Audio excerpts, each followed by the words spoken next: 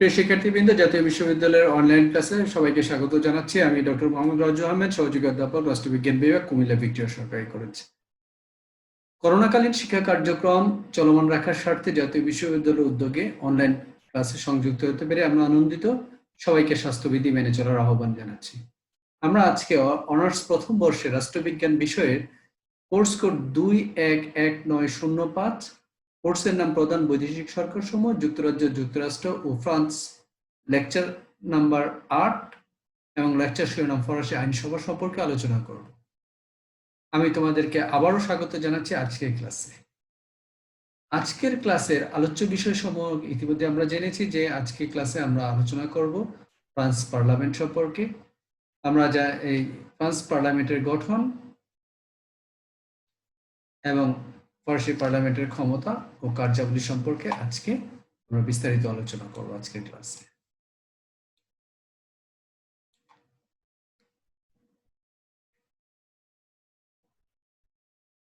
British parliament ও মার্কিন কংগ্রেসের মধ্যে ফরাসি পার্লামেন্ট দুটি কক্ষ নিয়ে গঠিত। পঞ্চম প্রজাতন্ত্রের সংবিধানের 24 অনুচ্ছেদে বলা হয়েছে, the parliament shall comprise the national assembly and the senate. তার মানে আমরা বুঝতেই পারছি যে ফরাসি সংবিধান অনুযায়ী পার্লামেন্ট দুই কক্ষ বিশিষ্ট, যার উচ্চ কক্ষ হলো সিনেট এবং নিম্ন কক্ষ হলো জাতীয় সভা বা ন্যাশনাল অ্যাসেম্বলি। 1958 সালের পঞ্চম প্রজাতন্ত্রের সংবিধানে পার্লামেন্টের দুটি কক্ষের মেয়াদ, সদস্য সংখ্যা, সদস্যদের যোগ্যতা অযোগ্যতা ও তাদের বেতন প্রভৃতি বিষয়ে বিস্তারিত কিছু বলা হয়নি। পরবর্তীতে আইনের মাধ্যমে এই বিষয়গুলো নির্দিষ্ট করা হয়। আমরা ইতিমধ্যে বলেছি যে ফ্রান্সের পার্লামেন্টের উচ্চ কক্ষ হলো সিনেট। পরোক্ষভাবে নির্বাচিত সিনেটরদের নিয়ে এই সিনেট গঠিত হয়। এটি প্রজাতন্ত্রের আঞ্চলিক সমষ্টি এবং বিদেশে বসবাসরত ফরাসি নাগরিকদের প্রতিনিধিত্ব করে। সিনেট সরাসরি নির্বাচিত, জাতীয় সভার চেয়েও কম ক্ষমতা সম্পন্ন। সিনেটের বিতর্কগুলো কম উত্তেজনাকর হয়ে থাকে। সাধারণত এরা মিডিয়া কভারেজও কম পেয়ে থাকে। সিনেটের অধিবেশন বসে প্যারিসের লুক্সেমবার্গ প্রাসাদে। সিনেটের আমরা একটা সংক্ষিপ্ত ইতিহাস আজকে একটু আলোচনা করে যাচ্ছি। 1795 সালে থেকে 1799 সাল পর্যন্ত ডিরেক্টরি শাসনকালে একটি উচ্চকক্ষের সাথে ফ্রান্সের প্রথম অভিজ্ঞতা হয়। এটার নাম দেওয়া হয় দ্য কাউন্সিল অফ এনশিয়েন্ট বা প্রাচীন পরিষদ। এবং 1814 সালে যখন আবার রাজতন্ত্র ফিরে, নেপোলিয়নের পতনের পর রাজতন্ত্র ফিরে আসে, তখন ব্রিটিশ হাউস অফ লর্ডস এর মডেল অনুযায়ী একটা নতুন চেম্বার অফ পিয়ার্স তৈরি করা হয়েছিল। এটি বংশোদ্ভূত পিয়ারদের নিয়ে গঠিত হতো। এটা বংশানুক্রমিক পিয়ারদের নিয়ে গঠিত হতো। 1852 সালে দ্বিতীয় ফরাসি সাম্রাজ্য প্রতিষ্ঠার পরপরই একটি সিনেট উচ্চ চেম্বার হিসেবে প্রতিষ্ঠিত হয়। চতুর্থ প্রজাতন্ত্রে সিনেটকে রিপাবলিক কাউন্সিল দ্বারা প্রতিস্থাপন করা হয়েছিল, তবে এর বেশিরভাগ কাজই ছিল একই ধরনের, অর্থাৎ কেবল নামটি চেঞ্জ করা হয়েছিল। সিনেটকে রিপাবলিকান কাউন্সিল নামে ইন্ট্রোডিউস করা হয়েছিল। এবং 1958 সালের পঞ্চম প্রজাতন্ত্রের সংবিধান কার্যকর হওয়ার পর এই সিনেট নামটাকে আবার পুনরুদ্ধার করা হয়, অর্থাৎ উচ্চকক্ষ হিসেবে আবার সিনেট প্রতিস্থাপিত হয়, নাম সহই প্রতিস্থাপিত হয়। সিনেটের গঠন 2004 সালের সেপ্টেম্বর পর্যন্ত সিনেটের সদস্য সংখ্যা ছিল 321 জন, আর যাদের পর থেকেই 9 বছরের জন্য নির্বাচিত হতো। এবং এই নির্বাচিত সিনেটরদের প্রতি 3 বছরে 1/3 নির্বাচন করতে হতো, অর্থাৎ 1/3 অবসরে চলে যেতেন। এবং দেশের জনসংখ্যার বৃদ্ধির প্রতিফলন ঘটানোর জন্য সিনেটরদের সংখ্যা ক্রমবর্ধমান হারে বৃদ্ধি করা হয়। এবং 2004 সালের সেপ্টেম্বরের পরপরই আমরা দেখি যে সিনেটের মেয়াদও সংকুচিত করা হয়, অর্থাৎ 6 বছরের জন্য এই মেয়াদটা নির্ধারণ করা হয়, এর মেয়াদ। এবং 2004 সালের এবং 2008 সালের নির্বাচনে 331 জন সিনেটরকে নির্বাচিত হতে হয়, এবং 2008 সাল পর্যন্ত নির্বাচনে। 2008 সালের নির্বাচনে আমরা দেখেছি 343 জন নির্বাচনের বিধান রাখা হয়। পরবর্তীতে জনসংখ্যা বৃদ্ধির ফলে 2011 সালের পর থেকে সিনেটের সদস্য সংখ্যা করা হয় 348 জন, অর্থাৎ বর্তমানে সিনেটরদের সদস্য সংখ্যা 348 জন। এই 348 জনের মধ্যে 356 জন ফ্রান্সের মূল ভূখণ্ড এবং সমুদ্র পাড়ের ডিপার্টমেন্টগুলো থেকে সদস্যদের নির্বাচিত হন। 10 জন সিনেটর ফ্রান্সের অন্যান্য বিদেশি অঞ্চলগুলোর প্রতিনিধিত্ব করেন এবং 12 জন সিনেটর ফ্রান্সের বাইরের বসবাসকারী ফরাসি নাগরিকদের প্রতিনিধিত্ব করেন। আমরা এই মোট 348 জনকে এভাবে নির্বাচিত হতে দেখি। সিনেটরদের কার্যকাল আমরা ইতিমধ্যে বলেছি যে প্রথমে 2004 সাল পর্যন্ত 9 বছর থাকলে বর্তমান পরপর থেকে এই সিনেটরদের মেয়াদ এটা 6 বছরে নামিয়ে আনা হয়। এখন বর্তমান সিনেটরদের মেয়াদ 6 বছর। প্রতি 3 বছর অন্তর সিনেটরদের অর্ধেক সদস্য অবসর গ্রহণ করেন, অর্ধেক নির্বাচিত হন আর কি।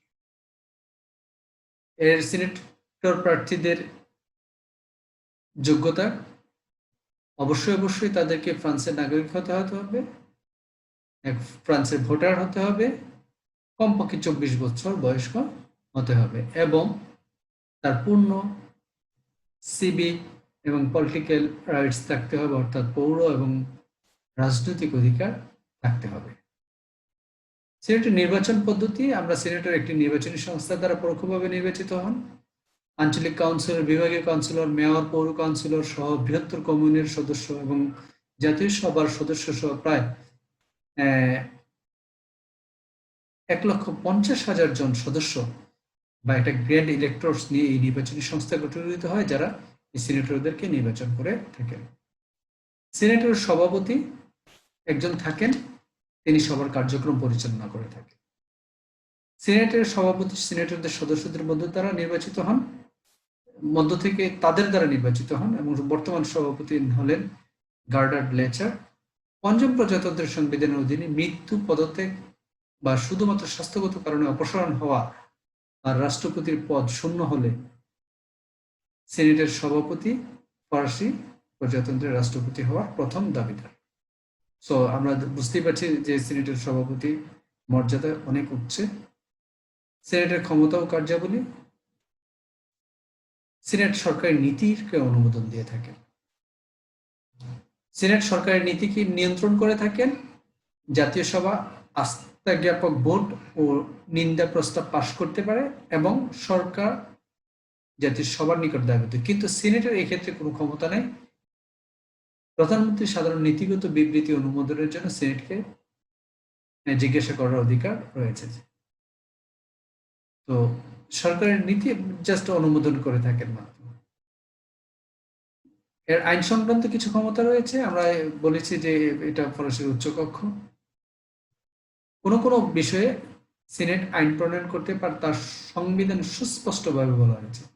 সংবিধানের 34 অনুচ্ছেদের শেষে বলা হয়েছে যে পার্লামেন্টের আইন প্রণয়ন সম্পর্কিত ক্ষমতার পরিধিকে সাংগঠনিক আইনের মাধ্যমে প্রসারিত করে যাবে, আর এই ক্ষমতা চর্চা করবেন হলো সিনেট।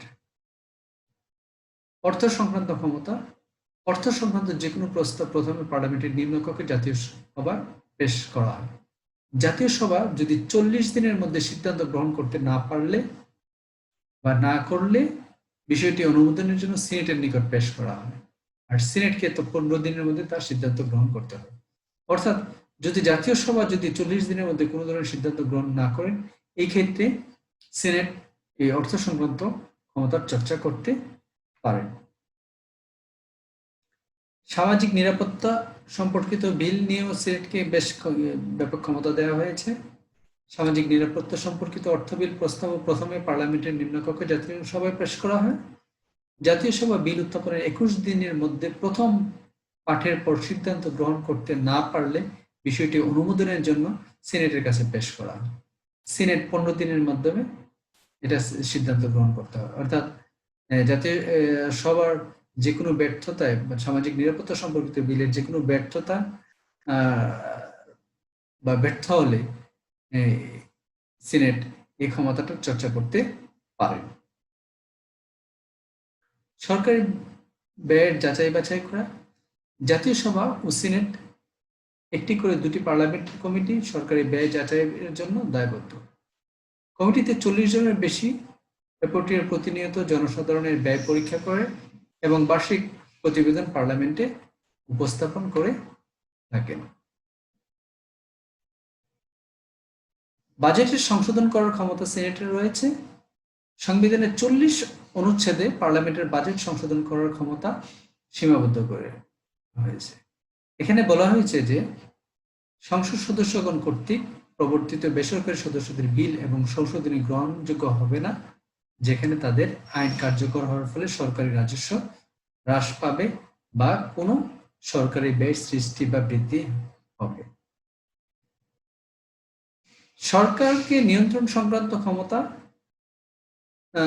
সিনেট শাসন বিভাগের নিয়ন্ত্রণ এবং তার প্রণীত আইনকে যথাযথ বাস্তবায়ন হচ্ছে কিনা তা নিশ্চিত করার জন্য নজরদারি করতে পারে। সংসদ সদস্যরা তাদের সদস্যদের কাছে প্রকাশ্যে প্রশ্ন করতে পারেন। মূলত এভাবে এই প্রশ্ন করার মাধ্যমে সংসদকে নিয়ন্ত্রণ।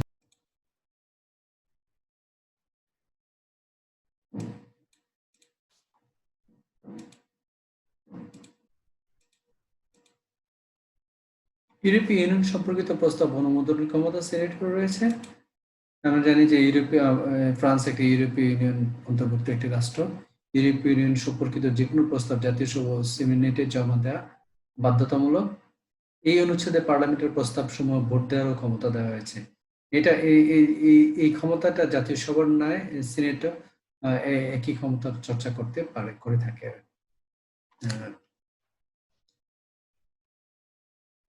রাষ্ট্রপতির উপর তদারকির ক্ষমতা সিনেটের কিছু রয়েছে। জরুরি অবস্থা ঘোষণার আগে এবং জাতীয় সভাকে বাতিল করার আগে রাষ্ট্রপতিকে অবশ্যই পার্লামেন্টের সিনেটের সভাপতির সাথেও পরামর্শ করতে হবে। এক্ষেত্রে অবশ্য জাতীয় পরিষদের সভাপতির সাথেও আলাপ করতে হয়। যুদ্ধ ঘোষণার অনুমোদনের ক্ষেত্রেও সিনেটের অনুমোদন নিতে হয়। পার্লামেন্ট যুদ্ধ ঘোষণার অনুমোদন দেয়, সেনাবাহিনীর হস্তক্ষেপ সম্পর্কে অবহিত হয় এবং 4 মাস অতিক্রম করে এর দীর্ঘায়নের অনুমোদনও পার্লামেন্ট দিয়ে থাকে। পার্লামেন্ট বলতে এখানে সিনেট এবং জাতীয় সভা একই ক্ষমতা চর্চা করতে পারে। এটি অবরোধ ও জরুরি অবস্থা রাষ্ট্রের 12 দিনেরও বেশি সময় বাড়ানো অনুমোদন দিয়ে থাকে। চুক্তি, যে কোনো চুক্তি অনুমোদনের ক্ষেত্রে রাষ্ট্রপতি যে চুক্তি অনুমোদন করে এবং যে চুক্তিগুলো সমঝোতা করে সেগুলো অবশ্যই সিনেটে অনুমোদন হতে হয় এবং বেশিরভাগই অবশ্যই পার্লামেন্টের উভয়কক্ষে অনুমোদিত হতে হয়। ইউরোপীয় ইউনিয়নে কোনো রাষ্ট্র যোগদানের প্রশ্নে ও সিনেটের ক্ষমতা রয়েছে। 3/5 সংখ্যাগরিষ্ঠের দ্বারা গৃহীত একটি প্রস্তাবে ভোট দিয়ে পার্লামেন্টের কংগ্রেসে জড়ো হওয়া উভয় কক্ষের সদস্যদের ভোটের মাধ্যমে এই বিলটি অনুমোদিত হতে হয় যে ইউরোপীয় ইউনিয়নের নতুন কোনো রাষ্ট্র যোগ দিতে পারবে কিনা। এই বিষয়টিও সিনেটের ক্ষমতা রয়েছে। রাষ্ট্রপতি ও সরকারের সদস্যদের বিচার প্রশ্নে সিনেটের ক্ষমতা রয়েছে। সুস্পষ্টভাবে তার দায়িত্ব পালনে ব্যর্থ হওয়ার ক্ষেত্রে পার্লামেন্ট প্রজাতন্ত্র রাষ্ট্রপতিকে বরখাস্ত করতে পারে। এক্ষেত্রে সিনেট এবং জাতীয় সভা সমানভাবে ক্ষমতার চর্চা করে থাকে। সংবিধান সংশোধনের ক্ষেত্রে সিনেটের ক্ষমতা রয়েছে। পার্লামেন্টের সংবিধান সংশোধন করতে পারে এবং এই ক্ষেত্রে একই পাঠ্যটি অবশ্যই ওই কক্ষে একইভাবে ভোটে দিতে হয়। এরপরে এই সংশোধনটি গণভোট বা শুধুমাত্র বিলগুলোর জন্য কংগ্রেসে পার্লামেন্টের সদস্যদের ভোট দিয়ে অনুমোদিত হতে হয়। আমরা ইতিমধ্যে জেনেছি যে ফ্রান্সের নিম্ন কক্ষের নাম হলো জাতীয় সভা বা ন্যাশনাল অ্যাসেম্বলি। ন্যাশনাল অ্যাসেম্বলি হলো সিনেটের সাথে মিলেই পঞ্চম প্রজাতন্ত্রের পার্লামেন্ট গঠন করে এবং জাতীয় সভা অধিবেশন প্যারিসের বোরবন প্যালেসে বসে এবং জাতীয় সভার সদস্যদেরকে ডেপুটি বলা হয়।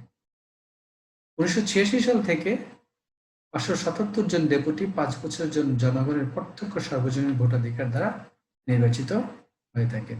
এটা মূলত একটা জনপ্রিয় কক্ষ, এটা নির্বাচিত প্রতিনিধিদের নিয়ে গঠিত হয়ে থাকে। স্বাভাবিকভাবে যেহেতু নির্বাচিত প্রতিনিধিদের নিয়ে গঠিত হয় এবং জনগণের প্রত্যক্ষ ভোটের মাধ্যমে গঠিত, এটা ক্ষমতা সিনেটের চেয়েও বেশি। জাতীয়সভার গঠন ইতিমধ্যে আমরা আলোচনা করেছি যে জাতীয় সভার সদস্য সংখ্যা 577 জন। এর ফ্রান্সের মূল ভূখণ্ড থেকে 539 জন ডেপুটি নির্বাচিত হন এবং বাকিরা সমুদ্র পাড়ের ডিপার্টমেন্ট এবং সমুদ্র পাড়ের অঞ্চলগুলো থেকে 27 জন সদস্য নির্বাচিত হন এবং 11 জন বিদেশ অবস্থানরত ফরাসিদের প্রতিনিধিত্ব করে থাকেন। জাতীয় সভার নির্বাচন, জাতীয় সভার সদস্যরা সরাসরি নাগরিকদের দ্বারা একক আসন নির্বাচনী বা সিঙ্গেল সিট কনস্টিটিউশনতে 5 বছরের জন্য হতে 5 বছরের জন্য নির্বাচিত হন। যে পদ্ধতি মাধ্যমে জাতীয় সভার সদস্যরা নির্বাচিত হন তাকে দ্বিতীয় রাউন্ড পদ্ধতি বলা হয়, 2 রাউন্ড সিস্টেম বলা হয়।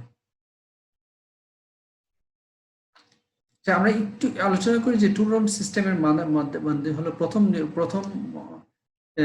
বারে যদি সংখ্যাগরিষ্ঠ ভোট কেউ যদি না পেয়ে থাকেন তাহলে দ্বিতীয়বারে আবার এই নির্বাচনটা হয়। দ্বিতীয়বারে যিনি সর্বাধিক ভোট পেয়ে থাকেন তিনি নির্বাচিত হলে গণ্য হয়ে থাকেন। জাতীয় সভার প্রার্থীদের এই যোগ্যতা সমূহ নির্বাচন করতে হলে যেসব যোগ্যতা থাকতে হবে প্রার্থীদের, তা হলো অবশ্যই তাকে ফরাসি নাগরিক হতে হবে, তাকে অন্তত 12.5 বছর যাবৎ ফরাসের নাগরিক থাকতে হবে, তার বয়স কমপক্ষে 18 বছর হতে হবে, দেউলিয়া শাস্তিপ্রাপ্ত আসামি এবং নাগরিক অধিকার থেকে বঞ্চিত ব্যক্তি পার্লামেন্টের কোনো কক্ষের সদস্য পদের জন্য প্রতিদ্বন্দ্বিতা করতে পারবেন না। জাতীয় সভার কার্যকাল হলো 5 বছর, তবে নির্দিষ্ট মেয়াদ শেষ হওয়ার আগেই রাষ্ট্রপতি জাতীয় সভাকে ভেঙে দিতে পারেন। তবে এ ব্যাপারে ডিক্রি জারি করার আগে, নির্দেশ জারি করার আগে রাষ্ট্রপতিকে প্রধানমন্ত্রী ও পার্লামেন্টের উভয় কক্ষের সভাপতিদের সাথে পরামর্শক্রমে এই ব্যবস্থা নিতে হয়। অর্থাৎ জাতীয় সভাকে ভেঙে দিতে হলে রাষ্ট্রপতিকে প্রধানমন্ত্রী এবং পার্লামেন্টের উভয় কক্ষের সভাপতিদের সাথে পরামর্শ গ্রহণ করতে হবে। জাতীয় সভার সভাপতি থাকেন একজন, তিনি সভার কার্যক্রম পরিচালনা করেন এবং জাতীয় সভার সদস্যরা তাদের মধ্য থেকে একজনকে এই সভাপতি হিসেবে নির্বাচিত করে থাকেন।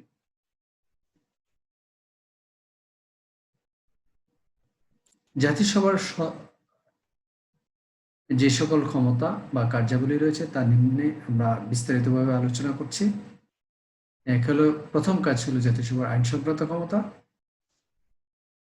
ফরাসি নিম্নকক্ষ জাতীয় সভার আইন প্রণয়নের এখতিয়ার রয়েছে। কোন কোন বিষয়ে জাতীয় সভা আইন প্রণয়ন করতে পারে তার সংবিধানে সুস্পষ্ট বলা হয়েছে এবং এক্সক্লুসিভলি জাতীয় সভা সিনেটের চেয়ে বেশি ক্ষমতাধর এবং সে আইন প্রণয়নের ক্ষেত্রে যথেষ্ট ক্ষমতা রাখে। অর্থ সংক্রান্ত ক্ষমতা রয়েছে। অর্থ সংক্রান্ত যে কোনো প্রস্তাব সরকারকে পার্লামেন্টে উত্থাপন করতে হয়। এতে সংবিধানের 47 অনুচ্ছেদে বলা হয়েছে, parliament shall pass financial bill in manner provided by an institutional act. অর্থাৎ অন্যান্য আইনের মতোই অর্থ সংক্রান্ত আইনও বা অর্থ সংক্রান্ত বিলও পার্লামেন্টে উত্থাপন করতে হয় এবং পাশ করতে হয়। পার্লামেন্টের এই ক্ষেত্রে জাতীয় সভার এবং সামাজিক নিরাপত্তা সম্পর্কিত বিল ও প্রথমে জাতীয় সভায় পেশ করতে হয়। জাতীয় সভা যদি বিল উত্থাপনের 21 দিনের মধ্যে প্রথম পাঠের পর সিদ্ধান্ত গ্রহণ করতে না পারলে বিষয়টি অনুমোদনের জন্য সিনেটের কাছে পেশ করা হয়। সিনেটকে এই 15 দিনের মধ্যে সিদ্ধান্ত দিতে হয়। ইতিমধ্যে আমরা এই বিষয়টা আলোচনা করেছি। অর্থাৎ জাতীয় সভা যদি কোনো ক্রমে এই বিষয়ে কোনো সিদ্ধান্ত নিতে ব্যর্থ হয় তাহলে সিনেটের কাছে এই ব্যাপারে সিদ্ধান্ত গ্রহণ করার ক্ষমতা দেওয়া হয়। এটা সাংবিধানিকভাবে দেওয়া হয়েছে। সরকারের ব্যয়ের যাচাই বাছাই সম্পর্কিত বিষয়গুলো জাতীয় সভাকে যথেষ্ট ক্ষমতা দেওয়া হয়েছে। জাতীয় সভা ও সিনেটে একটি করে 2টি পার্লামেন্টারি কমিটি সরকারি ব্যয় যাচাইয়ের জন্য দায়বদ্ধ। কমিটি থেকে 40 জনেরও বেশি বিশেষ রিপোর্টের প্রতিনিয়ত জনসাধারণের ব্যয় পরীক্ষা করে এবং বার্ষিক প্রতিবেদন পার্লামেন্টে উপস্থাপন করে থাকে। বাজেট বাস্তবায়ন প্রতিবেদন জাতীয় সভায় উত্থাপন করতে হয়। সরকার প্রতি বছর অর্থ বছর শেষে বাজেট বাস্তবায়নের বিষয়ে পার্লামেন্টে একটি বার্ষিক প্রতিবেদন পেশ করে। বাজেট কার্যকর করার বিষয়ে একটি স্বতন্ত্র নিরীক্ষা অফিস প্রতি বছর রিপোর্ট করে এবং জাতিসভায় একটি সাধারণ প্রতিবেদন জমা দেয় এবং দুটি পার্লামেন্টারি অর্থ কমিটির অনুরোধে বিশেষ তদন্ত করতে পারে। বাজেট সংশোধন সংবিধানের 40 অনুচ্ছেদে পার্লামেন্টের বাজেট সংশোধন করার ক্ষমতা সীমাবদ্ধ করেছে। এই অনুচ্ছেদে বলা হয়েছে, সংসদ সদস্যগণ কর্তৃক প্রবর্তিত বেসরকারি সদস্যদের বিল এবং সংশোধনী গ্রহণযোগ্য হবে না যেখানে তাদের আইন কার্যকর হওয়ার ফলে সরকারি রাজস্ব হ্রাস পাবে বা কোনো সরকারি ব্যয় সৃষ্টি বা বৃদ্ধি হবে। অর্থাৎ বাজেট সংশোধন ওই ক্ষেত্রেই কেবল করতে পারবে যে ক্ষেত্রে কোনো সরকারি রাজস্ব হ্রাস পাওয়ার সম্ভাবনা নাই বা সরকারি ব্যয় বৃদ্ধি পাওয়ার কোনো সম্ভাবনা নাই, সেক্ষেত্রেই কেবল বাজেট সংশোধন করা যেতে যাবে বা করতে পারবে জাতীয় সভা। স্বাভাবিকভাবে জাতীয় সভার এই ক্ষমতাটা অনেক সংকুচিত করা হয়েছে, যেটা ইউজুয়ালি আমরা অন্যান্য পার্লামেন্টে দেখি না। জাতীয় সভা এই অর্থ সংক্রান্ত গুরুত্বপূর্ণ, আমরা সারা পৃথিবীর যতগুলো গুরুত্বপূর্ণ পার্লামেন্ট রয়েছে সেখানে দেখি যে নিম্নকক্ষ বা জনপ্রিয় কক্ষ যে নির্বাচিত কক্ষ থাকে তাকে এক্সক্লুসিভলি অর্থ বিষয়ক ক্ষমতাটা, বিশেষ করে বাজেট কন্ট্রোল করার বিষয়ক ক্ষমতাটা দেওয়া হয়েছে, কিন্তু এখানে অনেকটা সংকুচিত করা হয়েছে। সরকারকে নিয়ন্ত্রণ করার ক্ষমতা রয়েছে জাতীয় সভার। এই জন্য জাতীয় সভা মন্ত্রীদের প্রশ্ন জিজ্ঞাসা করতে পারে, আলাপ আলোচনা করতে পারে, অনাস্থা প্রস্তাব আনতে পারে। এছাড়া বাজেট পরিবেক্ষণ কমিটি গঠন এবং অনুসন্ধান কমিশন প্রতিষ্ঠা করার মাধ্যমে ফ্রেঞ্চ পার্লামেন্ট এই যে সরকারকে নিয়ন্ত্রণ করতে পারে, যাতে সরকার শাসন বিভাগ যাতে যথাযথভাবে আইনের বাস্তবায়ন করতে পারে, শাসন বিভাগ যাতে যথাযথভাবে তার নির্বাহী কার্য সম্পাদন করতে পারে বা করছে কিনা এই বিষয়গুলো সে তদারকি করতে পারে। ইউরোপীয় ইউনিয়ন সম্পর্কিত প্রস্তাব অনুমোদন, এই প্রস্তাবটা সিনেট এবং জাতীয় সভা প্রায় সমক্ষমতাধর। এই ক্ষেত্রে এই যে কোনো প্রস্তাব সরকারকে অবশ্যই সিনেট এবং জাতীয় সভায় জমা দিতে বাধ্য করা হয়েছে এবং সংবিধান অনুযায়ী পার্লামেন্টের এই প্রস্তাব সমূহ ভোটে দেওয়ারও ক্ষমতা দেয়া হয়েছে। রাষ্ট্রপতির উপর তদারকি করার ক্ষমতা রয়েছে জাতীয় সভার। জরুরি অবস্থা ঘোষণার আগে এবং জাতীয় সভাকে বাতিল করার আগে রাষ্ট্রপতিকে অবশ্যই এই পার্লামেন্টের জাতীয় সভার সভাপতির সাথেও পরামর্শ করতে হয়। এর আগে আমরা দেখেছি যে এই বিষয়ে জরুরি অবস্থা এবং জাতীয় সভাকে বাতিল করার আগে বিষয়ে সিনেট সভাপতির সাথে আলাপ করতে হয়, আলোচনা করতে হয়। এই ক্ষেত্রে সিনেটের সভাপতির নেওয়া জাতীয় সভার সভাপতির সাথেও তাকে পরামর্শ করতে হয়। তবে রাষ্ট্রপতি তাদের পরামর্শ শুনতে বাধ্য কিনা তা নিশ্চিত না বা বাধ্য নন। রাষ্ট্রপতি ইচ্ছে মাফিক সে কাজ করতে পারেন। যুদ্ধ ঘোষণার অনুমোদন জাতীয় সভা কে দেওয়া হয়েছে। পার্লামেন্ট যুদ্ধ ঘোষণার অনুমোদন দেয়, সেনাবাহিনীর হস্তক্ষেপ সম্পর্কে অবহিত হয় এবং 4 মাস অতিক্রম করে এর দীর্ঘায়নের অনুমোদন দেয়। এটি যে কোনো অবরোধ ও জরুরি অবস্থার রাষ্ট্রের 12 দিনের বেশি সময় বাড়ানোর অনুমতি প্রদান করে থাকে। যে কোনো শান্তি চুক্তি, বাণিজ্য চুক্তি বা আন্তর্জাতিক সংস্থার সাথে চুক্তি কেবল পার্লামেন্টের আইন দ্বারাই অনুমোদিত হতে হবে। অথবা যে কোনো চুক্তির অনুমোদনের ক্ষেত্রে পার্লামেন্টের কে ক্ষমতা দেওয়া হয়েছে। এক্ষেত্রে জাতীয় সভা এবং সিনেট উভয় প্রায় সম ক্ষমতাধর হিসেবে ভূমিকা পালন করে থাকে। ইউরোপীয় ইউনিয়নে কোনো রাষ্ট্র যোগদান করবে কিনা আমরা ইতিমধ্যে আলোচনা করেছিলাম যে এই ক্ষেত্রে পার্লামেন্টের যে 3/5 সংখ্যাগরিষ্ঠের দ্বারা গৃহীত একটি প্রস্তাবে ভোট দিয়ে পার্লামেন্টের কংগ্রেসে জড়ো হওয়া উভয় কক্ষের সদস্যদের ভোটের মাধ্যমে বিলটি অনুমোদিত হতে হয়। অর্থাৎ পার্লামেন্টের 2টা কক্ষের সদস্যরা এটা কংগ্রেসে জড়ো হন এবং জড়ো হয়ে 3/5 সংখ্যাগরিষ্ঠ দ্বারা এই কোনো যদি কোনো প্রস্তাব অনুমোদিত হয়, কোনো রাষ্ট্র ইউরোপীয় ইউনিয়নের যোগদানের বিষয়গুলো যদি আসে, এটা যদি অনুমোদন হয়, দেন তাহলেই ইউরোপীয় ইউনিয়নে কোনো রাষ্ট্র যোগ দিতে পারবে বলে বিলটা অনুমোদন করতে পারে। এই ক্ষেত্রে এই জাতিসভা এবং সিনেট সমক্ষমতাধর। রাষ্ট্রপতি সরকারের সদস্যদের বিচার ক্ষমতাও জাতিসভা এবং তার রয়েছে। সুস্পষ্টভাবে তার দায়িত্ব পালনে ব্যর্থ হওয়ার ক্ষেত্রে পার্লামেন্ট প্রজাতন্ত্রী রাষ্ট্রপতিকে বরখাস্ত করতে পারে। এখানে পার্লামেন্ট বলতে আমরা জাতিসভা এবং সিনেট উভয়ই একইভাবে সমান ক্ষমতাধর হিসেবে বিবেচিত বলে গণ্য হয়। সংবিধান সংশোধন করার ক্ষমতা রয়েছে জাতিসভার পার্লামেন্ট সংবিধান সংশোধন করতে পারে। এই ক্ষেত্রে একই পাঠ্য অবশ্যই উভয় কক্ষে একইভাবে ভোটে দিতে হবে। এরপরে এই সংশোধনটি গণভোট বা শুধুমাত্র বিলগুলোর জন্য কংগ্রেসে পার্লামেন্টের সদস্যদের ভোট দিয়ে অনুমোদিত হয়। অর্থাৎ সংশোধন করতে হলে উভয় কক্ষে একইভাবে ভোট দিয়ে পাশ করতে হবে সংবিধান সংশোধনের বিল। এখন আমরা সামগ্রিকভাবে পার্লামেন্টের ক্ষমতা ও কার্যাবলী কি এই আলোচনায় আমরা আলোচনা বা আলোকপাত করব। পার্লামেন্টের প্রথম কাজই হলো আইন সংক্রান্ত ক্ষমতা। আমরা দেখি যে কোনো বিষয়ে পার্লামেন্ট আইন প্রণয়ন করতে পারবে। এটা সাংবিধানিক ভাবে সুস্পষ্টভাবে এবং বলা হয়েছে, এবং ফরাসি পার্লামেন্টকে এটা সুনির্দিষ্টভাবেই নির্ধারণ করে দেওয়া হয়েছে। এখানে তিনটা দিকের কথা বলা হয়েছে গুরুত্বপূর্ণভাবে। এক, নিয়ম কানুন নির্ধারিত সম্পর্কিত আইন, এখানে একটা ডিটেইল একটা বিস্তারিত একটা ফর্দ রয়েছে, এবং আইন শাসন পরিচালনার বিষয় নির্ধারণ সম্পর্কিত আইন, এবং মৌলিক নীতি সমূহ নির্ধারণ সম্পর্কিত আইন। এই তিন ধরনের আইনের কথা এখানে একটু সুস্পষ্টভাবে ফরাসি যে পঞ্চম প্রজাতন্ত্রের সংবিধানে উল্লেখ করা আছে, এবং এটার একটা লিস্টও দেয়া আছে এখানে কোন কোন বিষয় পার্লামেন্ট আইন প্রণয়ন করতে পারবে। তো পার্লামেন্টের দ্বিতীয় খুব গুরুত্বপূর্ণ ক্ষমতা হলো অর্থ সংক্রান্ত ক্ষমতা। আমরা ইতিমধ্যে সিনেট এবং ন্যাশনাল অ্যাসেম্বলির যে ক্ষমতাগুলো দেখেছি, যে এখানে দেখেছি যে পার্লামেন্টের নিম্নকক্ষ মূলত অর্থ সংক্রান্ত যে কোনো বিল উত্থাপন করতে পারে।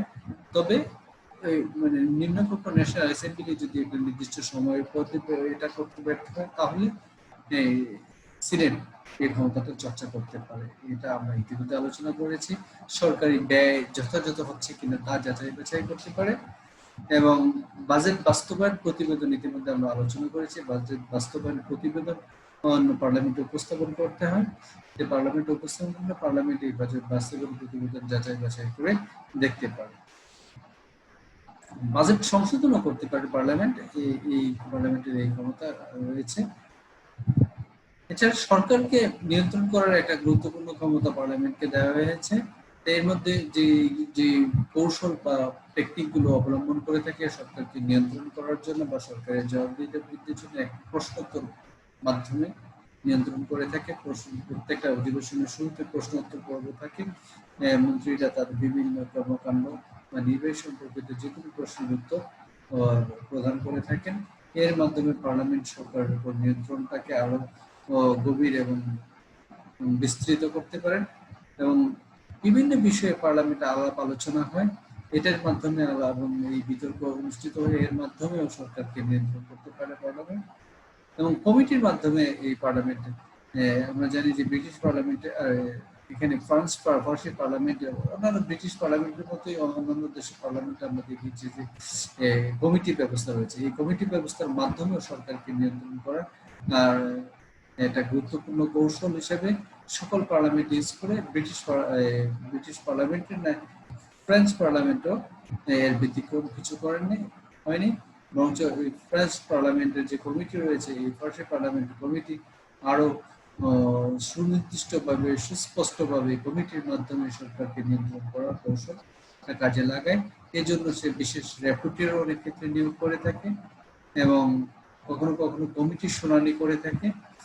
আবার স্থায়ী কমিটিগুলো অনেক ক্ষেত্রে পরিদর্শন করে বিভিন্ন কার্যক্রম বা বিভিন্ন এলাকা বা বিভিন্ন সরকারি প্রতিষ্ঠান স্থায়ী কমিটিগুলো পরিদর্শন করার মাধ্যমে এই সরকারের উপর তার নিয়ন্ত্রণটা আরো প্রসারিত করে।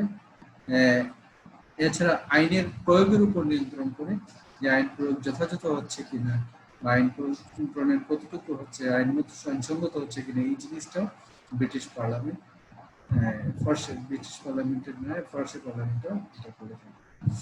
তদন্ত কমিটির মাধ্যমে ফরাসি পার্লামেন্ট সরকারের উপর নিয়ন্ত্রণ আরোপ করতে পারে, বিভিন্ন বিষয়ে তদন্ত হতে পারে। এর মাধ্যমে পার্লামেন্ট সরকারকে নিয়ন্ত্রণ করে থাকে। বিভিন্ন বিষয়ে অনুসন্ধান কমিশন গঠন করে সরকারকে নিয়ন্ত্রণ করার প্রচেষ্টা আমরা এই ফরাসি পার্লামেন্টের দিকে থাকি, এটা একটা গুরুত্বপূর্ণ। এছাড়া অনাস্থা প্রস্তাব আনয়নের মাধ্যমে ফরাসি পার্লামেন্ট সরকারকে নিয়ন্ত্রণ করে। যদি অনাস্থা প্রস্তাব পাস হয়ে যায় তাহলে সরকারকে পদত্যাগ করতে হয়। সরকারকে পদত্যাগ করার মাধ্যমে অনাস্থা প্রস্তাব পাশ হলে সরকারকে পদত্যাগ করতে ইতিমধ্যে আমরা আলোচনা করেছি। এবং আস্থাসূচক প্রস্তাবের মাধ্যমে সরকার অনেক ক্ষেত্রে নিজের আস্থা আছে কিনা এটা যাচাই করে। বিশেষ করে এটা এই আস্থাসূচক কনফিডেন্স মোশনটা সরকার তখনই করে যখন দেখা যাচ্ছে যে বেশিরভাগ ক্ষেত্রে বিদেশি কোনো ইস্যুতে বা বিদেশি চুক্তি বা বিদেশি সম্পর্কিত কোনো ইস্যুতে যখন পার্লামেন্টের মধ্যে মোটামুটি একটা মতৈক্য অবস্থা থাকে, ঠিক তখন এই আস্থাসূচক প্রস্তাব পার্লামেন্টে ওই ওই পলিসি বা ওই চুক্তি পাশের সাথে আস্থাসূচক প্রস্তাবটা অনেক ক্ষেত্রে একীভূত করে ফেলা হয়। এটা সরকার অনেক ক্ষেত্রে এই সময়টা বা এই সুযোগটা গ্রহণ করে থাকে। ইউরোপীয় ইউনিয়ন সম্পর্কিত প্রস্তাব পার্লামেন্ট অনুমোদন করে থাকে। আমরা দেখেছি যে ইউরোপীয় ইউনিয়ন সম্পর্কিত যে প্রস্তাব রয়েছে জাতীয় সভা এবং সিনেটে জমা দেওয়ার জন্য সরকারের বাধ্যবাধকতা একটা রয়েছে। এই অনুচ্ছেদ পার্লামেন্টকে পার্লামেন্টের প্রস্তাবসমূহ ভোট দেওয়ার ক্ষমতা দেয় এবং এটি ইউরোপীয় মন্ত্রিপরিষদের কাছে জমা দেওয়ার আগে প্রকল্পগুলো বিষয়ে পার্লামেন্টের দৃষ্টিভঙ্গি বা মতামত উপস্থাপন করার সুযোগ দেয়। সুতরাং সংবিধানই সুনির্দিষ্ট করে দিয়েছে যে ইউরোপীয় ইউনিয়ন সম্পর্কিত যে প্রস্তাবসমূহ অনুমোদনের ক্ষমতা পার্লামেন্টকে দিয়েছে এবং রাষ্ট্রপতির উপর তদারক করার ক্ষমতাও পার্লামেন্টের রয়েছে। জরুরি অবস্থার সম্পর্কিত ক্ষমতা প্রয়োগের প্রয়োজন হয়েছে সে বিষয়ে পার্লামেন্টের কাছে রাষ্ট্রপতিকে একটি বার্তা পাঠাতে হয়। রাষ্ট্রপতি এককভাবে জরুরি অবস্থা জারি করতে পারেন না। আবার জাতিসভাকে ভেঙে দেওয়ার ক্ষেত্রে ব্যাপারেও রাষ্ট্রপতির ক্ষমতা কিছু নিয়ন্ত্রণ আরোপ করা হয়েছে। এক্ষেত্রে জাতিসভা ভেঙে দেওয়ার পূর্বে প্রধানমন্ত্রী এবং জাতীয় সভার যে সভাপতি ওনার সাথে আলাপ আলোচনা করার বাধ্যবাধকতা রাষ্ট্রপতি রয়েছে। রাষ্ট্রপতির বৈদেশিক নীতি সম্পর্কিত ক্ষমতার উপর পার্লামেন্টের কিছু নিয়ন্ত্রণ ক্ষমতা রয়েছে। যুদ্ধ ঘোষণা বা সামরিক আইন জারি সম্পর্কিত নির্দেশ পার্লামেন্টের অনুমোদন সাপেক্ষ হতে হয়। যুদ্ধ ঘোষণা বা সামরিক আইন জারি সম্পর্কিত নির্দেশ পার্লামেন্টের অনুমোদন সাপেক্ষ। উল্লেখিত হস্তক্ষেপ 4 মাস অতিক্রম করলে সরকার সময় বৃদ্ধি অনুমোদনের জন্য জাতীয় সভায় আবেদন জমা দেবে এবং এটি জাতীয় সভাকে চূড়ান্ত সিদ্ধান্ত বলে নিতে পারে। এটি জাতীয় সভাকে চূড়ান্ত সিদ্ধান্ত নিতে বলতে পারে। অর্থাৎ যুদ্ধ ঘোষণার ক্ষেত্রে যা অবশ্যই পার্লামেন্টের সাথে আলোচনা করার বাধ্যবাধকতা রয়েছে এবং চুক্তি ও আন্তর্জাতিক চুক্তি সম্পর্কে যে কোনো পার্লামেন্টের একটা ক্ষমতা রয়েছে। শান্তি চুক্তি, বাণিজ্য চুক্তি বা আন্তর্জাতিক সংস্থার সাথে চুক্তি কেবল পার্লামেন্টের আইন দ্বারা অনুমোদিত হতে হবে। এই জাতীয় অনুমোদন সুরক্ষিত না হওয়া পর্যন্ত এসব চুক্তি কার্যকর হবে না। পার্লামেন্টের সীমাবদ্ধতা আমরা দেখেছি যে ব্রিটিশ পার্লামেন্টের মতো ফরাসি পার্লামেন্ট এত ক্ষমতাধর নয়। এই পার্লামেন্টের যথেষ্ট সীমাবদ্ধতা রয়েছে। এই সীমাবদ্ধতা যে সকল কারণগুলো আমরা দেখি তাহলে এক ক্ষমতা স্বতন্ত্রীকরণ নীতির কারণেই মূলত পার্লামেন্ট এবং এই শাসন বিভাগটা আলাদা করার যে নীতি, এটা পার্লামেন্টের যে ফরাসি সংবিধান প্রণেতারা এটা চেয়েছিলেন যে তারা ক্ষমতা স্বতন্ত্রীকরণ নীতি এটা বাস্তবায়িত হোক এই কারণে পার্লামেন্ট এবং শাসন বিভাগকে আলাদা রাখার একটা প্রচেষ্টা আমরা এখানে দেখতে পাই। এছাড়া পার্লামেন্টের অধিবেশনগুলোতে কিছু বিধিনিষেধ রয়েছে, যে পার্লামেন্টের অধিবেশন কতক্ষণ বসবে সেটা ইউজুয়ালি দেখা যাচ্ছে পার্লামেন্টের অধিবেশনগুলো মাত্র বছরে দুবার বসে, যে এটা 5 মাসের মতো বসে। স্বাভাবিকভাবে এত কম বসার কারণেই পার্লামেন্টের একটু ক্ষমতার সীমাবদ্ধতা রয়ে থাকে, এবং পার্লামেন্টের আইন প্রণয়ন ক্ষমতাগুলোতেও সীমাবদ্ধতা রয়েছে, কেননা পার্লামেন্ট কোন ধরনের আইন প্রণয়ন করতে পারবে সেই বিষয়ে সুস্পষ্ট নির্দেশনা রয়েছে সংবিধানে। এতে পার্লামেন্টের আইন প্রণয়ন ক্ষমতা তো সীমিত করা হয়েছে বা কন্ডিশন আরোপ করা হয়েছে। সরকারি কার্যক্রমের কারণে অনেক ক্ষেত্রে পার্লামেন্টের ভূমিকা সীমাবদ্ধ হয়ে থাকে। নাকি সরকার অনেক ক্ষেত্রে ইচ্ছে করলে, বিশেষ করে প্রহিবিশন পিরিয়ড যেটাকে বলা হচ্ছে, ওই সময় পার্লামেন্টকে অনেক ক্ষেত্রে উপেক্ষা করতে পারে, যে সময়টা এই সরকারি দলের বা রাষ্ট্রপতির সমর্থক দল এর পার্লামেন্টে যখন সংখ্যাগরিষ্ঠতা থাকে, তখন সরকারি কার্যক্রমের ব্যাপক উপস্থিতি বা সরকারের ব্যাপক উপস্থিতির কারণে ব্যাপক প্রভাবের কারণে পার্লামেন্ট তার পুরোপুরি ক্ষমতা পুরোপুরি বাস্তবায়ন করতে পারে না। এছাড়া নির্বাহী বিভাগের জবাবদিহিতা খুব কম। আমরা দেখেছি যে এখানে এই ব্যবস্থায় প্রকৃত শাসক যিনি, প্রকৃত শাসক রাষ্ট্রপতি পার্লামেন্টের সাথে তো কোনো ধরনের জবাবদিহিতা নেই। পার্লামেন্টে এই যে রাষ্ট্রপতির জবাবদিহিতার মধ্যে আমরা এমনও দেখেছি যে নির্বাহী বিভাগের প্রধান হিসাবে প্রধানমন্ত্রী পার্লামেন্টের সদস্য না হয়েও বা পার্লামেন্টে কোনো ধরনের জবাবদিহিতা করা ছাড়াও 3 মাসের মধ্যে একজন দায়িত্ব পালন করতেও দেখেছি। এতে নির্বাহী বিভাগের এই ব্যবস্থায় খুবই জবাবদিহিতার যে সুযোগটা এটা খুবই কম। এতে পার্লামেন্টের ক্ষমতার সীমাবদ্ধতা রয়েছে বা সীমাবদ্ধ হয়ে গেছে। নিন্দা প্রস্তাব ও আস্থাসূচক প্রস্তাবের ভোট ব্যবহার না করা, ইউজুয়ালি কোএফিশিয়েন্ট পিরিয়ডের সময় এটা ব্যবহার করা হয় না, যাতে সরকার বা রাষ্ট্রপতি যাতে বিব্রত না হয় সেই জন্য সব সময় সদা সচেষ্ট থাকে রাজনৈতিক দলগুলো, রাষ্ট্রপতির আস্থাভাজন রাজনৈতিক দলগুলো। এতে নিন্দা প্রস্তাব খুব রেয়ারলি ব্যবহার হয়। আর আস্থাকে ভোট তখনই সরকার দেয় যখন মনে করবে যে আসলে তার আস্থা, ইভেন কি বিরোধী দলের মধ্যেও তার একটা আস্থা রয়েছে বা তার পলিসির প্রতি একটা সহানুভূতি রয়েছে, তখন সে আস্থা প্রস্তাব দেয়। এই টাইপের কৌশলী ব্যবহার কারণেই, এই আস্থা প্রস্তাবের কৌশলী ব্যবহারের কারণে পার্লামেন্ট কতটা ক্ষমতা দেখাতে পারছে না। প্রশ্নোত্তর পর্বের সংকোচনের কারণে পার্লামেন্টের ক্ষমতা অনেকটা সীমাবদ্ধ হয়েছে, এবং পার্লামেন্ট বিরোধী প্রহরী হিসেবে সাংবিধানিক সংস্থা বা সাংবিধানিক পরিষদ যেটা আছে, আমরা কনস্টিটিউশন কাউন্সিল দেখি, যে কাউন্সিল মূলত পার্লামেন্ট যে আইন প্রণয়ন করে সেই আইন প্রণয়নের সংবিধানের সাথে সাংঘর্ষিক কিনা এই জিনিসটা যাচাই বাছাই করতে পারে। এই ক্ষমতাটাকে পার্লামেন্টের বিরোধী প্রহরী হিসেবে অনেকে আখ্যায়িত করে থাকেন। এই সকল কারণে পার্লামেন্ট এর ক্ষমতা অনেক সীমাবদ্ধ হয়ে রয়েছে ফরাসি পার্লামেন্ট। আমরা এখন খুব সংক্ষেপে একটা আইন প্রণয়ন প্রক্রিয়াটা আমরা দেখব। এখানে আমরা দেখি যে আইন প্রণয়ন উদ্যোগ গ্রহণ করতে পারেন মন্ত্রিপরিষদ এবং সংসদ সদস্যরা। তবে এই ক্ষেত্রে মন্ত্রিপরিষদ বা সরকারি যে বিলগুলো প্রণয়ন করা হয়, বিল উত্থাপন করা হবে, তা এই ক্ষেত্রে রাষ্ট্রীয় পরিষদের যে স্টেট কাউন্সিল রয়েছে, রাষ্ট্রীয় পরিষদের পরামর্শ গ্রহণ করা একটা বাধ্যতামূলক রয়েছে। মন্ত্রিপরিষদ এটা যে কোনো জায়গায়, এটা জাতীয় সভায় বা সিনেটেও বিল উত্থাপন করতে পারেন। ঠিক এবং সিনেট এবং জাতীয় সভার পার্লামেন্টের সদস্যরা এর দুইটা পক্ষে যে কোনো কক্ষে বিল উত্থাপন করতে পারেন।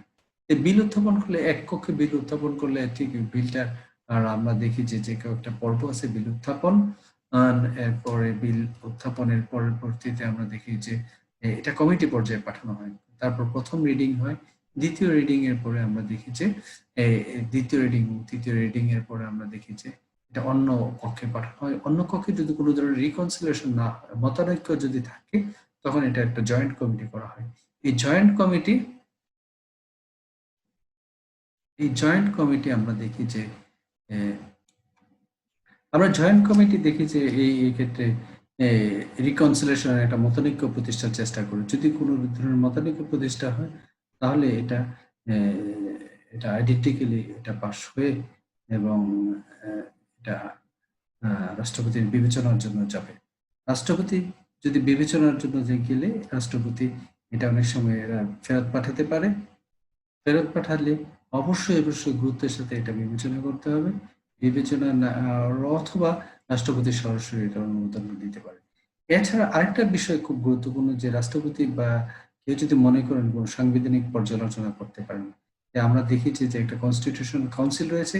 এই কনস্টিটিউশনাল কাউন্সিলটা সাংবিধানিক পরিষদটা ইউজুয়ালি গঠিত হয় হলো রাষ্ট্রপতি, প্রধানমন্ত্রী এবং এই জাতীয় সভা এবং সিনেটের সভাপতি এবং কমপক্ষে ৬০ জন জাতীয় সভার সদস্য অথবা সিনেট সভার সদস্য, ৬০ জন সিনেটর অথবা ৬০ জন ডেপুটি ইজ যেকোনো কেউ যদি মনে করেন যে হ্যাঁ, এই বিষয়টা সাংবিধানিক পর্যালোচনার বিষয় আছে তাহলে এটা সাংবিধানিক পর্যালোচনার যে পরিষদ রয়েছে, যে সাংবিধানিক কাউন্সিল রয়েছে এই কনস্টিটিউশন কাউন্সিলের নিকট পাঠাতে পারেন। তো এই হলো মূলত খুব সংক্ষেপে আইন প্রণয়ন প্রক্রিয়াটা আলোচনা করা হলো। আর সবাইকে ধন্যবাদ। সবাই ভালো থাকবে, সুস্থ থাকবে, নিরাপদ থাকবে। পরবর্তী ক্লাসে আমরা নিশ্চয়ই আরেকটা বিষয় নিয়ে আলোচনা করব। সেই পর্যন্ত ভালো থেকো, সুস্থ থেকো, স্বাস্থ্যবিধি মেনে চলো। সবাইকে ধন্যবাদ।